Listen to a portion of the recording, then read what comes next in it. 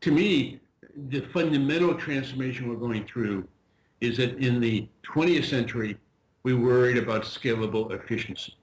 We worried about how to get bigger, bigger, faster, faster in order to move down that experience curve as fast and as far as we could move.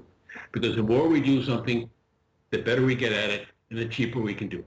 That's basically the 20th century mantra on kind of the underpinnings of all different corporate strategies. What we're saying in the 21st century is maybe it's the other way around. Maybe we have to look at is scalable learning. How do we learn more rapidly than ever before? How do we learn more rapidly by working with others, some inside but some outside our own corporate walls? So this really suggests something very deep to us.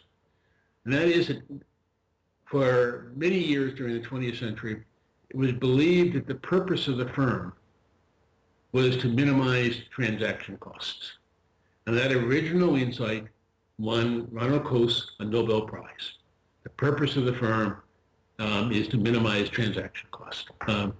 We're suggesting in the 21st century that's no longer true. In the 21st century, perhaps the purpose of the firm is to develop talent, is to see how by working with others, both inside and outside, each person can accelerate their own talent development. It's almost like trying to resolve the Dilbert paradox, because every corporation says talent we care about. Well, that's just not really true.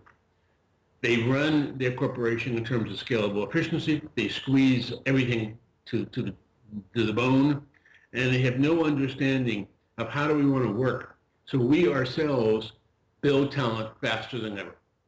Some corporations get it, but most don't. And we're saying actually the purpose of the firm is to help us get better faster by working with others inside and others outside of the firm. It's quite a different view. And here is the catch. The catch is so many of the organizational routines that made us so successful in the 20th century may be exactly wrong in the 21st century. So what made us great in the past may be the biggest barrier to where we have to operate in the 21st century. Now this says something.